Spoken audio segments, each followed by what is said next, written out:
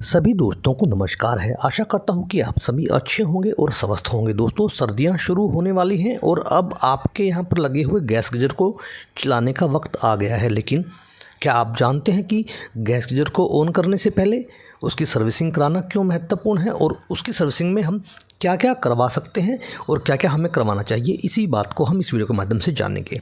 दोस्तों, जब भी आप गैस गीजर की सर्विस करवाएं या सर्विस आप एक टेक्नीशियन से खुद करने जाते हैं तो सबसे पहले आप अपने गैस सिलेंडर से लेकर गीजर तक जो गैस की पाइप गई है उसके सभी जोड़ों को चेक कर लीजिए। अगर उस गैस पाइप में कहीं जोड़ है, उसके बाद हमें बैटरी बॉक्स को चेक करना है, क्या उसके टर्मिनलों पर कहीं जंग या कुछ अशुद्धियाँ तो नहीं जमा हो गई है। उसके बाद हमें उसमें बैटरी डालने के बाद गैस गीजर को एक बार चालू करके देखना है, ताकि हमें पता लग सके कि हमारे उस गैस गीजर में कोई फॉल्ट तो नहीं आ रहा हुआ।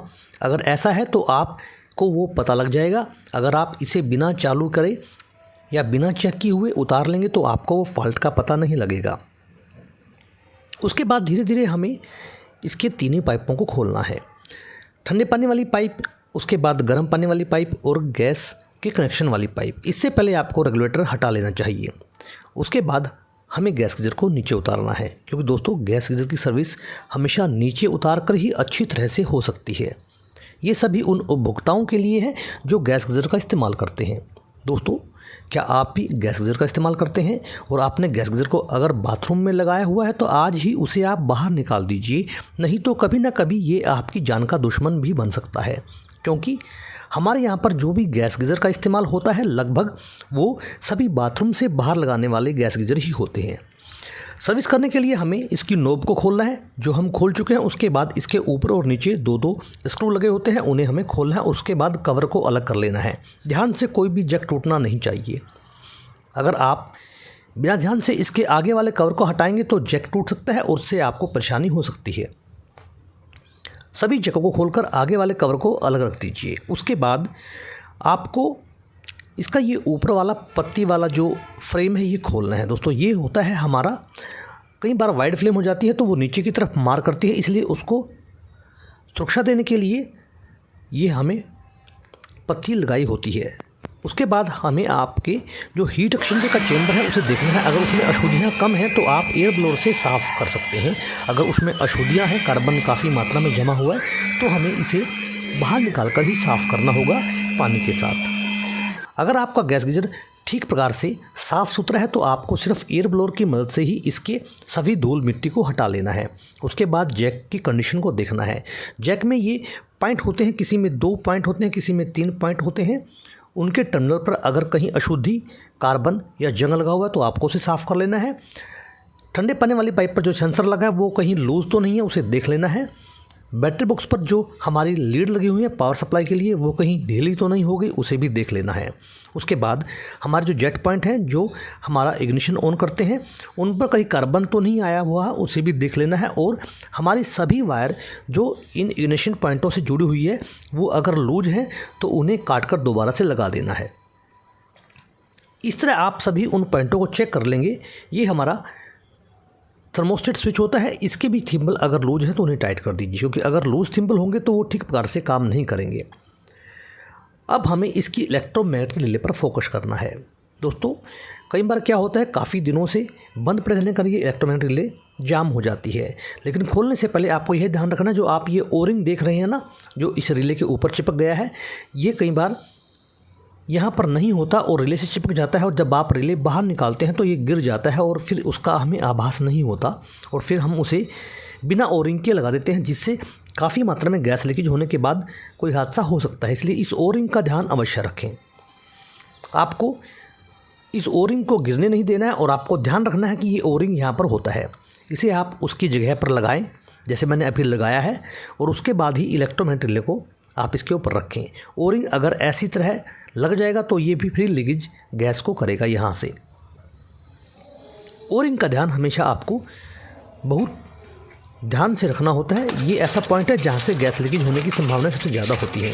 उसके बाद हमारे जो इग्निशन पॉइंट हैं, जो इग्निशन स्टोन है, उनके जो आगे लोहे की तार है, यहाँ से हमारी चिंगारी उत्पन्न होती है। अगर उन पर कार्बन है या वो कुछ खुरदरी हो गई है तो आप उन्हें एमडी पेपर से या फिर शार्प फाइल से आगे से उसके कार्बन को, उसकी अशुद्धियों को उतार सकते हैं।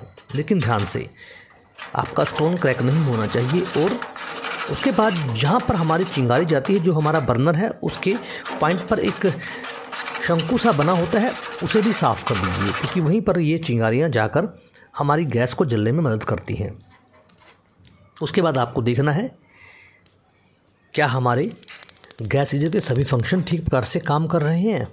अगर आपके गैस गीजर के सभी फंक्शन ठीक प्रकार से काम कर रहे हैं, यानी कि सबसे पहले हमारे इग्निशन ऑन होते हैं, उसके बाद हमारी रिले ऊपर की ओर उठती है, तो समझ लीजिए कि आपका गैस गीजर ठीक प्रकार से कार्य करेगा दीवार पर लगाने के बाद और पानी का कनेक्शन जोड़ने के बाद।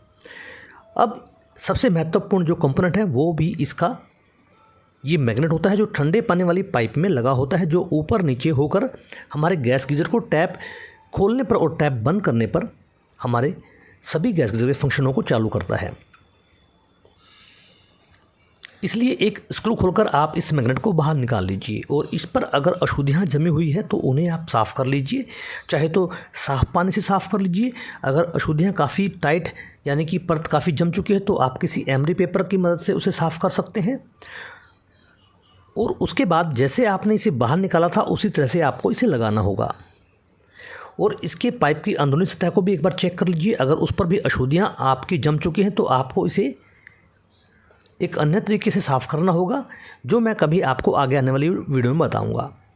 आप हल्की कैपेसिटी के एसिड को लेकर भी इस पाइप को साफ़ कर सकते हैं, क्योंकि दोस्तों ये जो पाइप है अंदरूनी इसका सिरा वो काफ़ी चिकना होना चाहिए, जिससे ये जो हमारा गैस गीजर का मैग्नेट है ऊपर नीचे आराम से ये मूव कर सके। कई बार क्या होता है कि ये ऊपर जाकर अटक जाता है, जिससे हमारे गैस गीजर में टैप बंद करने के बाद भी आग लगी रहती है और हमारा गैस गीजर पूरी तरह से जल जाता है। उसके बाद मैग्नेट को आप उसमें डाल दीजिए।